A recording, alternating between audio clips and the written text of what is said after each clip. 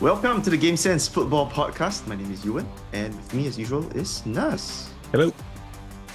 In today's episode, we look at 2025 and we talk about what the future holds for some noteworthy clubs. Noteworthy, yeah. So, hope you're having a great start to 2025. Stay tuned and let us make it even better. And if you enjoy our content, do consider subscribing to our podcast. We thank you for your support. And also remember to follow us on Instagram at GameSenseFootball. So Nas, just a quick one since it's the start of the new year. Okay. Any resolutions? So, a resolution I have this year is to pick up a new skill. What the skill is going to be, I'm not entirely sure yet, but there's a big sale on Udemy. We are not sponsored by Udemy now, but who knows? Hint, hint, hint, Hint. Yeah. hint. So maybe I'll grab something from there. Okay, good. Always good to upskill. Speaking of it, since it's fresh in our heads right now, let's start with Liverpool and Man United. Man United doing something that we didn't expect, actually getting a result against Liverpool at Anfield. Yeah.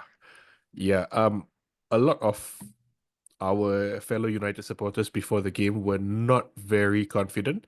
I think one or two did actually think United would pull out a win, but I Not me. not me, not I you, mean, not me. they didn't win, but They you know didn't the win, yeah. performance was kind of like one of the best under Emre. I think easily the best. I mean, they Easily the only best, yeah. beat City, but United didn't play very well when we beat City.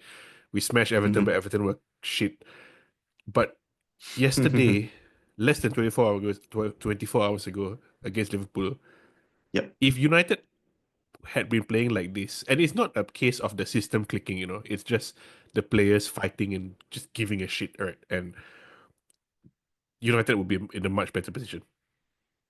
Exactly, and I think Ruben Amorim himself kind of highlighted that point after the match on like how they could have performed well this game, but not in Yeah, the other games. You know, like 4 losses in a row in December. yeah, It's crazy. yeah. I think Bruno Fernandes has also said that very happy with the result, but why can't we play like this all the time? He was man of the match. Yeah, I mean the paradox of United is not that we got a result against Liverpool, but how we got a result coming from a 4 game losing streak before that. Obviously, I was happy with it. We could have snatched it at the end. Harry Maguire Harry Maguire. went to after the game happy, went to bed. We also had a good FIFA session last night. It was also good. But when I was very groggy in the morning today, obviously. But my wife was like, "What?" Wait, she scrolling on the phone. What? Man United drew. And I was like, "Yes." I woke up. Look, my wife actually expresses the same sort of surprise, whenever something positive is in the news about United these days. I don't blame them. Yeah. A lot of negativity has been happening. Yeah. Like somebody made the point recently that a lot of younger or casual fans now might not actually have experienced the time when United were actually good.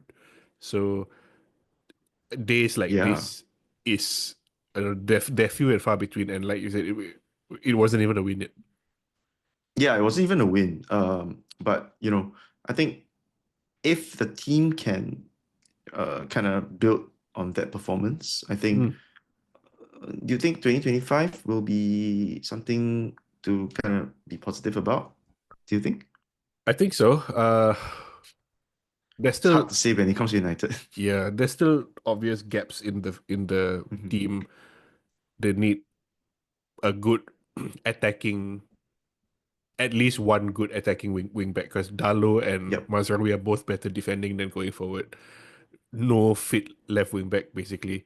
There was a stat before yesterday. United hadn't even scored a goal when Dalo or Mazraoui was playing right wing back. Oh wow. Yeah. So every goal that had been scored before was when Ahmad or Anthony was playing at wing back. I wanted to say about Rasmus Højlund actually. He's not been living up that much to his striker tag, has he? Yeah, but I also thought that yesterday was another game where a Mm, lot of times he made the run and the ball didn't go to him. Um, that being yeah, said, he had a couple of chances and didn't make the most of them. yeah. But it's very strange. I find like I don't know why people don't play the ball quicker to Rasmus Højlund. And for example, if United buy Gyökeres or somebody else like Victor Osimhen or Mm, something like we've been linked yep, with recently, yeah. if you're still not passing to him, he's still not going to score, right? I've just been thinking, is it maybe the way he positions himself, the type of runs that he makes, Yeah, isn't maybe. really gelling with the rest of the team? I'm not sure. So I think they both can be true. Like people aren't passing the Mm, ball to him, but maybe it's because the runs he makes, while they are good, they're not the kind of runs where the player on the ball believes is beneficial. And yep. whether or not that belief, that assessment is correct, this is again another thing altogether. What do you think is the one thing that should change to enable United to improve in Oh, the second half oh, of the season? I think moving Ahmad back to wing back is one important thing. Either Mm, left or right, it doesn't really matter. He's left-footed, so that sort of solves the left wing back issue.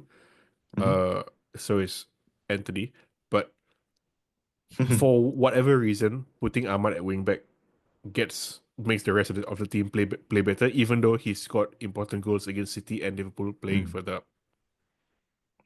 Okay, so Ahmad will be critical in wing back. We have a few fan predictions for Man United, and the first one is from loyal listener Nigel. Hello, Nigel. Nigel. Hello, So Nigel. Nigel, who is not a Man Mm. United supporter, let us be clear, he predicts United after yesterday's result is going to mount a challenge to the top four. A top four challenge. Top That's four a challenge. bold, bold prediction. Very, very bold prediction. I Bold mean, prediction. Nigel is nothing if not bold. So United are, as of time of recording, 13th. Okay. Um, Your top four team right yeah, now. that's 13 points to top four. Um, Ooh, that's a lot. That's a lot of points. it's a lot of points. We are closer to the relegation than top four, but it's not insurmountable. Mm. Like basically, we need to win the rest of our games, kind of form. Basically, basically, if United build upon Mm. this yesterday's result, if they upskill and keep faith in Amorim's system and some of them Hmm. get it right and like you know Garnacho he comes on and he was like tracking back and running and all defending so much more than I've ever seen him, and I just wonder if him being dropped has sort of woken up a fire in him and like he's realized, oh, this is what I need to be doing. I can't just rely on a spectacular goal, Puskas or whatnot Yep, yep.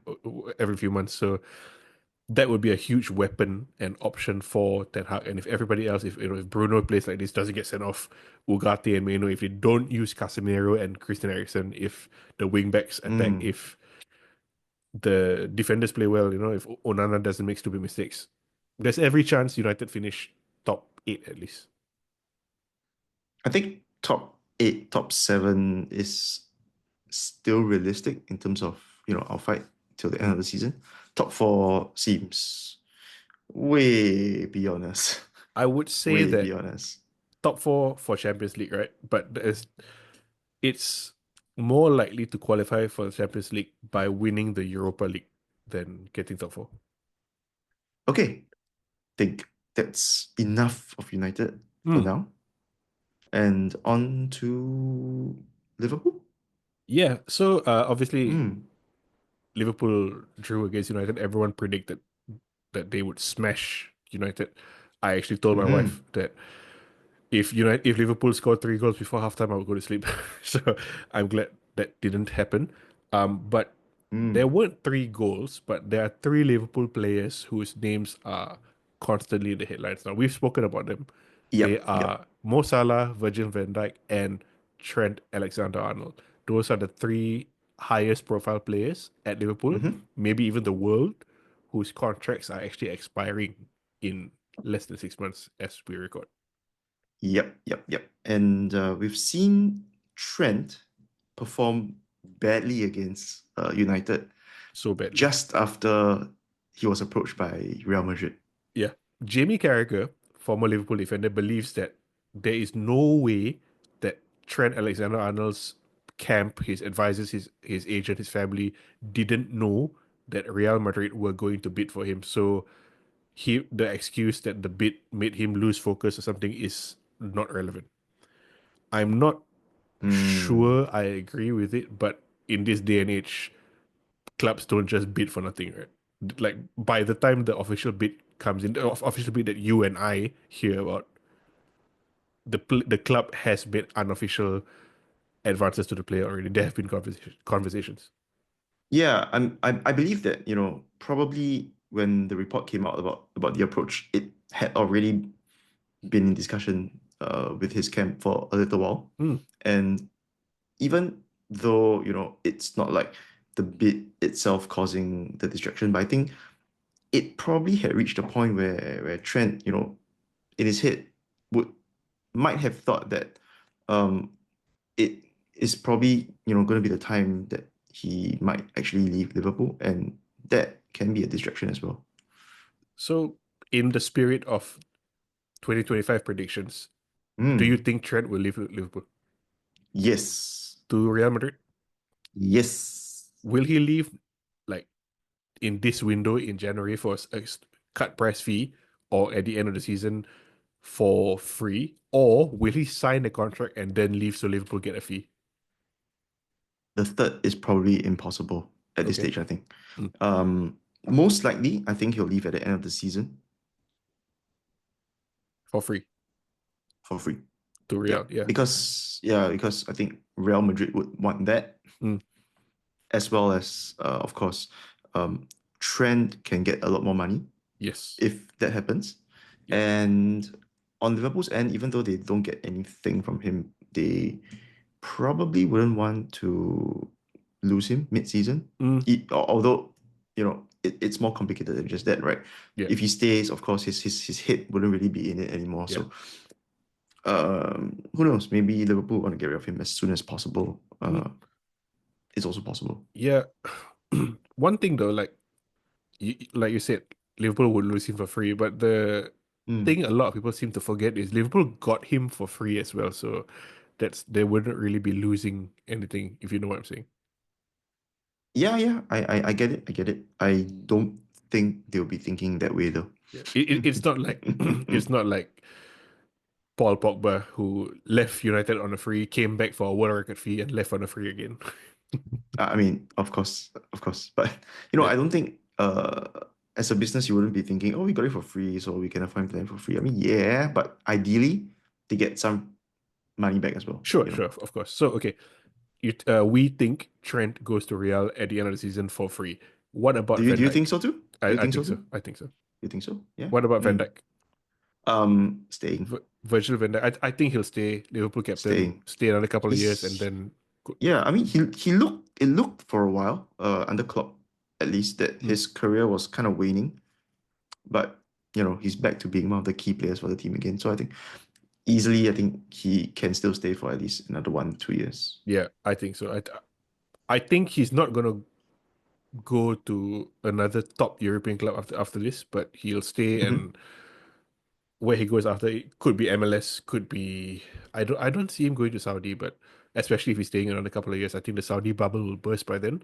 But he'll go to Mm. MLS or Italy or uh back to Holland. What about Mo Salah, our Mo player of the Salah. year? Mo Salah. Hmm. Um, Seems like his contract negotiations are ongoing. Hmm. I think he'll stay. I have a feeling he'll stay. You think There's so? just Oof. there's just a little bit too much drama behind him not getting a contract yet and all that. I feel that Liverpool will be kind of pressured to get him to stay. Because, if he goes, it's going for free. They Yeah. won't want that. Mm. Yeah. Can you imagine losing Trent and Salah for free Yeah, I in the know. same It, summer? it would be inconceivable, but I guess, but if you are Salah's agent, the guy who likes to Mm. talk a lot, you would be rubbing your hands gleefully. Go to Liverpool now and say like, look, Trent going to Real, right? How much money were you offering Trent? You're saving that Yeah, money. Give it yeah. to Mo Salah. No, for sure. That's what I'm thinking as well. 100%. I mean, yes. So, it's not good for Liverpool as a club. Doesn't look good at least if they let both Trent and Salah go. Mm, So I think Trent is a very high chance of going already. mm, So Salah probably can get a new contract, and at the very most, he would be sold next year, perhaps. mm. Yeah, and I Yeah. guess in Trent they already have a sort of replacement in Conor Bradley. Came on yesterday, hit the post. Yeah, Salah yeah. irreplaceable. So yeah, I would agree with you. I think Salah of the three, Trent leaves. Van Dijk is like I would say 90% stays. Salah 60%, I think, but I'm leaning towards stay. Mm. Yeah. I do want to bring up a point though that Mm, you brought that up earlier about how the Saudi bubble might be mm. bursting, and Saudi seems to be the only place that Salah is destined to go to after Liverpool, right? So, There was a rumor today in the past few hours mhm. saying that PSG might put in Mm. a bid for Salah. Um, Oh, mm. PSG Qatari owned, Salah very Yep. very popular in Qatar, obviously, but Mhm. there's a bit of politics there in that Egypt Mm. tends to side with Saudi more than Qatar. This was Mm. more of an issue about 4 or 5 years ago. It's cool now, but it's still not totally out of the question. Okay, so any fan predictions for Yes, Liverpool? so we have a fan prediction from Saj who predicted that Mm. Liverpool Mm-hmm. are after yesterday's result, Mm-hmm. Liverpool are going to collapse and win nothing this season. Ha. That is that Oh. is the Oh. boldest claim I've heard since your Anthony claim. But No, but seriously, I man. love that prediction. Look, my Anthony prediction Was was that like he was at the beginning surprised? at the beginning of the season, Yeah, right? Yeah, when it was like clean slate time. yeah, Sarge's prediction is when Liverpool is like runaway leaders at the mid-season point. yeah. In also in the semifinals of the Carabao Cup, uh, Yes. they'll win something.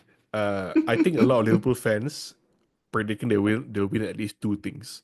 Uh, I would love for Sanchez's prediction to be true. I would. Uh, I I would. don't think they will remain so unstoppable, Mhm. especially if the issues with Trent and Salah continue. Yep. But they'll win something. They'll win something. I don't see them collapsing. Maybe they may take the foot off the gas a little. Mm, Seeing how they are still in a few competitions, right? So mm. you would probably expect them to kind of just be on a little bit more of a passive side in the second half of the season, conserve a bit of energy, a bit of squad rotation here and there. Mm. But I don't see them collapsing and not actually like winning anything. That's just kind of difficult to say, man. Yeah, yeah. I, I I would agree with you. Shall we move on to the next team, Yes, the next next team. noteworthy team, Mm. Manchester City? Manchester City. So Finally won. Like, good score. yeah, 4-1, the was it against West Ham? 4-1, yeah, against West Ham, Yeah. but West Ham are quite terrible. But so Yeah. Yeah, I they're below guess United. That's how terrible they are. 2025 City prediction can really only be about the 115 or 131 financial charges that are Mm. hanging over them, hanging, Yeah. looming, whatever word you Yep. want to use. Mm. Very quickly, we've reached out to a lot of our fans and listeners. A lot of them are predicting that Mm. City are going to get relegated. And a few weeks ago, that's what I said as well. That City are playing as if the players expect to be relegated and have no top flight future to speak of in the near future at least. Yeah. I'm not. It seems that way. Yeah. Yeah, I think at the very if okay, let me put it this way. I don't think the outcome of the hearing or trial or adjudication, whatever you want to call it, is going to be Hmm. City relegated to League Two. But the FA and the Premier League and UEFA and whoever is involved are going to have a massive problem if in this day and age when they've already given points, 6, 8, 10 points deductions to Everton and Forest, and now I think Leicester and all, for much smaller sins, and Yeah. City have 115 or 131 of them, just extrapolating that based on precedent, how many hundred or thousand points are you going to dock City? So I think even if they don't get a direct relegation, they would probably start the season with like minus 40 points kind of thing. Yeah, And I think yeah. what will happen. Okay, my prediction is the Mm-hmm. FA will say City, you have two options. You either get Mm. relegated to League One starting next season, or the next 4 seasons you start with minus 20 or something like that. Yeah, And I think it's City possible. would take the latter option just for sponsorship and not being in the Premier League would mean the revenue now stays higher. I mean, minus 20 each season is actually nothing because, they'll They'd still just, finish top half at least. yeah, they'll finish top 10 easily, can still even be in Europe actually. If that were offered to them, I'm sure they'll take it. And I have a feeling Yep. that's my prediction. That's what will be offered to them. So, uh, Mm. Elias and Loga and many others said that they expect Okay. City to be relegated or at least to be kicked out of Europe. I would say they get that points deduction thing, Mm, not a direct relegation. mm, So like, they'll get a huge points deduction. So, you've seen like Everton get a 10-point deduction for just like one infraction. mm, Yeah, so you're seeing City probably getting like maybe 40, 50 point infraction. Sorry, 40, 50 point deduction mm, for their 115 charges and all that. So uh they'll start the season with like negative 40, negative 50. And I think they'll still be able to survive. Possibly. There's a chance. mm. Yeah, but of course there's also a very high chance that they get relegated if they don't perform well enough. I have a feeling they won't get relegated. They'll have a huge points deduction Mm, spread out mm, maybe over 3 or 4 years, but they'll stay in the Premier League, but not be in the Champions League for at least 3 or 4 years. exactly. Yeah. The only similar sort of infraction is really the Calciopoli thing in Italy a few years ago when Juventus and a few other clubs were found to be guilty of bribing referees effectively, and Juve was straight up relegated Yeah. and stripped of the title. Yeah. Speaking of which, if City gets stripped of the titles, that means United We get win one. at no would be we Two. finished Two. two. Yeah. We finished twice, second twice. Mourinho and Yeah, Ole, and right? Ole under the Guardiola era at City, Oh. and once when under Ferguson, remember. So if Yeah. that happens, right, and even if you take only the two, that means Yep. if Liverpool win the league this season, they still don't pass United. Oh, that's yeah, yeah. That's what we care about. Yep. Of course, yeah. But okay, let's do one more before the break. So, Yeah. speaking Okay. of potential relegations, Southampton Mm. are bloody terrible. They're so bad. They just lost like what, five five nil to five nil Brentford to Brentford. So at home. At yeah, home. so I know. So we've spoken about them a bit a few weeks ago. Mm. Just why they're so bad and all. But Yeah.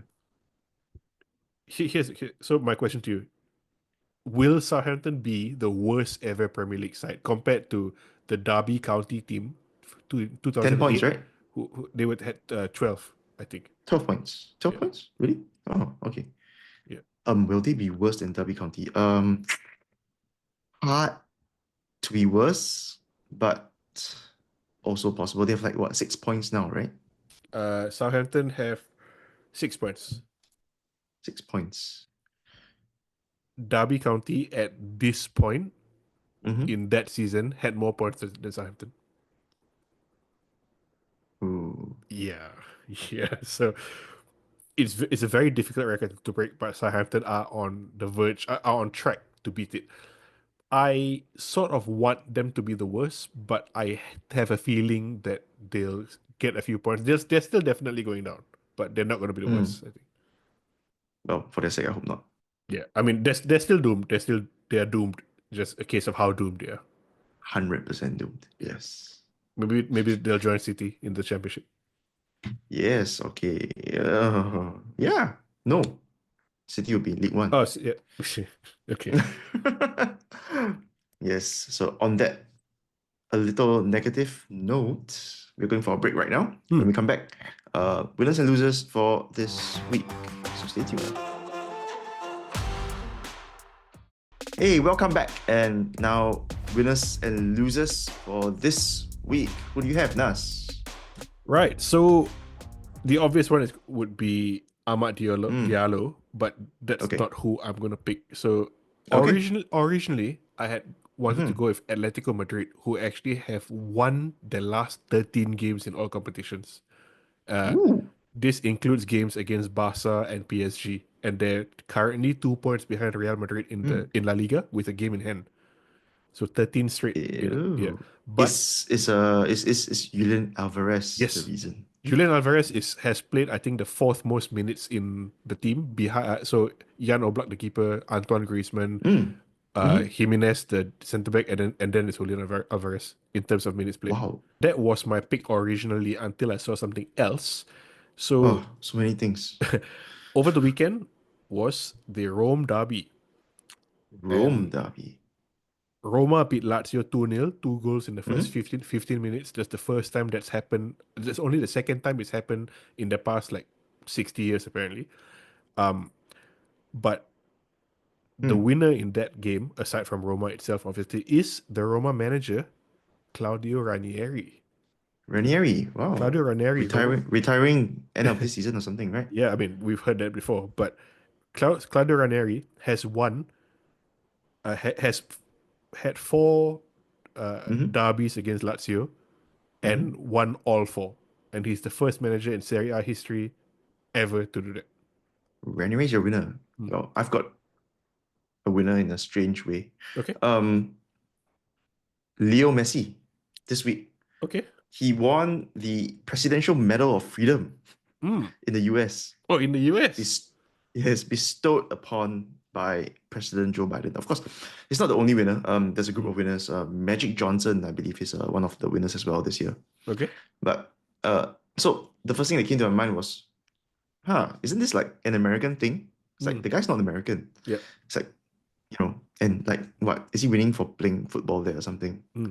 Strange. So I did some reading up, and this award is not just for Americans, but it's for Okay. people who have, they want to recognize people who have made a meritorious contribution to the national interests of the United States or Right. world peace or things like that. Right. So he won it for his support in healthcare and education for children Okay. as I think part of the Leo Messi Foundation, as well as being a UNICEF Goodwill ambassador. So Leo Messi is like wins the highest civilian award in the United States. Hmm. So Hmm. definitely should be proud of that, I guess. Yeah. I mean, Yeah. okay, okay, Leo Messi. He can Yep. put that beside his Yeah. five Ballon d'Ors, I guess. The other winner, not sure if I can really consider that a winner, but you know, the Indonesian national team has hired Patrick Kluivert as their head coach. So Really? that's kind of like a big coup for them. Hmm. Yeah, definitely like Patrick something Kluivert. really, really big. In fact, I read that the shortlist included Louis van Gaal as well. So Wow. Indonesia reaching back in history to their Dutch Hmm. past. And yeah, so Patrick Kluivert taking over the national team in Indonesia. Okay. So Okay. yeah, those are kind of like the winners that I have for this week. Okay. Okay. Yeah. Any losers for you? So my loser of the week is Mm. Vinny Jr., Aha. Real Madrid. Okay. Did you see Real Valencia over the weekend? Real beat Valencia 2-1. Vinny Mm. gets sent off Oof. stupidly. Uh, Okay. he there's a sort of off the ball incident with the Valencia keeper. Keeper says something to him and shoves him a bit, and Vinny just smacks him in the head. Like stupid, stupid. He's obviously provoked, and Yep. Yep. there are people saying that Valencia fans were jeering him with a racist stuff, and they have history of doing that. But Yep. for Vinny to do that, I'm not saying he should ignore the racist stuff and all, but he's allowed himself to Mm. be provoked, right? Yep. And There's only one. There's only one outcome for Yeah, a reaction like that. yeah. Yeah. Especially with VAR and all, he cannot escape this.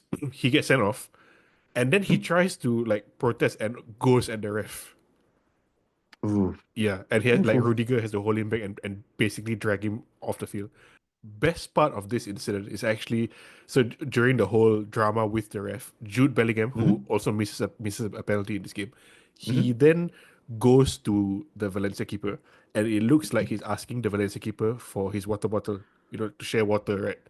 He Mm-hmm. takes the bottle, pours it onto the ground, and throws it off and walks away.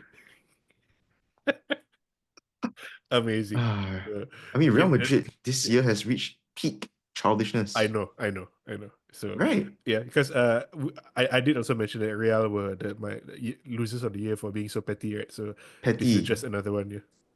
Yeah. So, I mean, mine's a little more boring. Okay. It's to do with Barcelona Mm. and the whole Dani Olmo situation.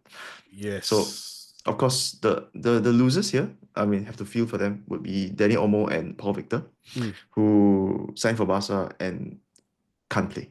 Yes. Not being able to play, that's just kind of terrible. But I think we had a conversation earlier as well that he can choose to leave the club. Is that right? Yes. So unless Barca manages to register him before the end of January, Yep. at any point he can't play, but at any point he can just join another club, not in Spain, because if it's another club in Spain, there's a few financial and legal considerations to consider, but it's still probably going to be okay. But he is effectively a free agent, and the complication surrounding that is such that even if Barcelona do get the money to pay for him effectively, that Mm-hmm. that might not be enough to get him get him registered, because there are also a few restrictions on signing a player twice in the same season, and that's effectively what has happened with Dani Olmo.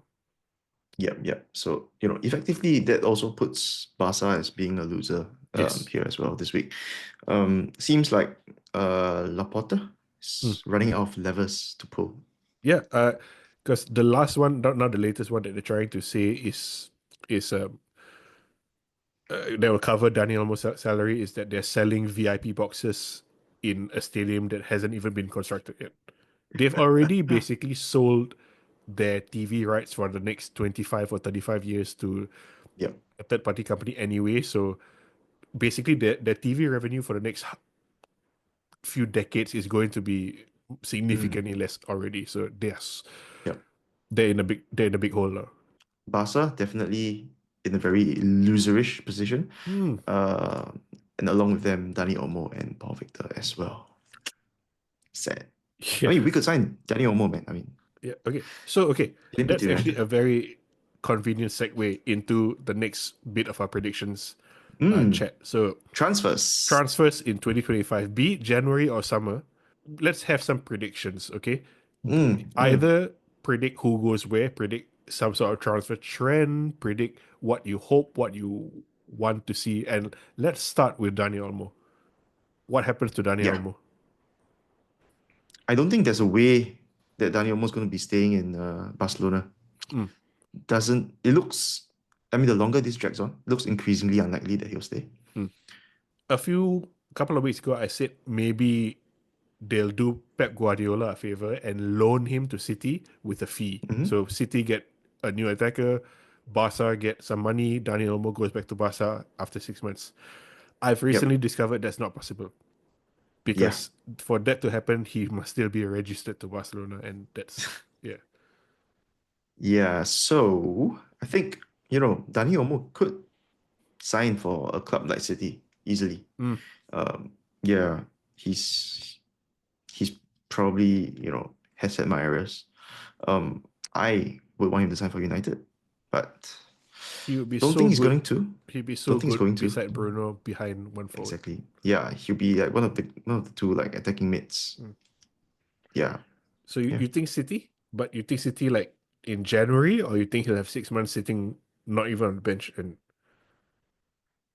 So I think City would want him, mm, but whether he would want City is another thing. Because ordinarily, if there weren't 115 charges looming over City, mm, yes, mm. City.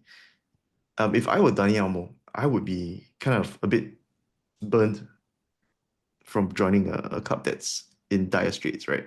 So Okay. like from Barcelona that has financial troubles Mm. to City that has legal troubles. Yeah. Yeah, I would probably want to avoid that. Something I just thought of today is what if he goes to Arsenal, who now don't have Saka for a long time because of injury. So Yep. Arsenal Arsenal's definitely, yeah, high chance. yeah, Yes. with Arteta and all, who is also Spanish as Catalan. well. And, yeah, Arteta came from La Masia, right? And like Yes, Dani he Olmo did. had to leave and all. Mm. He'd actually be quite good in Liverpool actually, but I don't think slot. And I don't think Liverpool will make any big changes. What other things I would expect from transfers? I think Hmm. United will sign a new striker. I don't think Rasmus Højlund is going to last for very long as being our main striker. Okay. You think Unfortunately, they'll sign one in January? that's a bit tricky. Hmm. I think it depends on whether they can offload Marcus Rashford. Seems like Yes. Marcus Rashford is going to be offloaded. There's a story saying that Milan are interested in him, and that might be because Rafael Leao is going somewhere. Milan won't be paying big money for him though, No. unless they get big money from Rafael Leao. Who Yeah. knows? Yeah. Then what about the summer? Do you have anything you can see happening in the summer for any club? Let's say like Yep. So we mentioned earlier, Trent mm, to Real Madrid. mm-hmm, I think that's a possibility. mm-hmm, The other thing would be, I think the obvious one we spoke about many, many months ago. mm. Xabi Alonso to Oof. take charge of Real Madrid. Mm. Definitely a high possibility right there. Do you think Florian Wirtz, Jeremy Frimpong, or Alex Grimaldo leave Leverkusen? I think it might be about time. Once Xabi Alonso leaves Leverkusen, it Mm. may be a good time for those players to be thinking about their futures elsewhere. Yeah, and if you're Leverkusen as well, now is the time to sell them because they're not Mm. their value is not going to be any higher than it is now. So I mean, not to hop back and keep going back to Man United, but any of those three, all of those three would be amazing for United under Roman Amorim. Yeah, Florian Wirtz would be so good. Yeah, I mean, Whew. Leverkusen play a 3-4-3, under Xavi Alonso. Yes, Yeah, exactly. those are Yes. the two wing backs and and another attacking midfielder. That's exactly what United need. Mm. But uh, last year after the Leverkusen's Mm. almost invincible season, there was a lot of talk that Florian Wirtz might go to City. Um, again, all those charges that might have changed the landscape of that story. But and Yeah. Real don't need another attacker. Barca have no money. City have this. Florian Wirtz doesn't really fit Mm. into the Liverpool team. Not really Arsenal as well. Yeah. So Yeah. So the other player I think who may move around, mhm. uh, Rafinha from Barca, right? So he's one of the few cashable assets that they have now. correct, correct. So I think Rafinha seems to be a good shout for moving as well. Depending on how desperate Barca are to get money, which I would think they're pretty desperate. Mm. Could be a replacement for Salah if he leaves. He could, Mm. very much so, yes. There are a couple more categories of predictions that we want to do before the end of this Mm-hmm. episode, and one Okay. is Yep. if there's any sort of change in the game or a tactical trend that you could see happening. Whew. I think we're going to see a lot more like three at the back. I mean, it's been slow to pick Mm-hmm. up Mm-hmm. because I think it requires a lot of style changes in terms Mm, of tactics and also personnel changes. Of course, you need the extra centre back and all that. But mm, as we go along, I think we'll see a lot more three at the back type formations with huge emphasis on your wing backs, up and mm. down. So mine is that I think very soon the footballing authorities, whoever they may be, it could be the Premier League, it could be UEFA, it could be FIFA, it could be Mm, PGMOL, whoever, they are going to start clamping down on teams who block off the keeper at corners. This has been a huge thing in the past 12 months, mm, especially with like Arsenal and a few other teams who've scored a shitload of set pieces. But you see all these teams now, they have two players just standing on the keeper.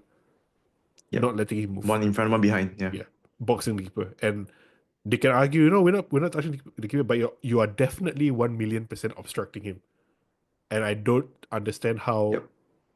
this is not a foul, and I think this is going to be Mm. clamped down on very, very soon. And Let's see. Let's see.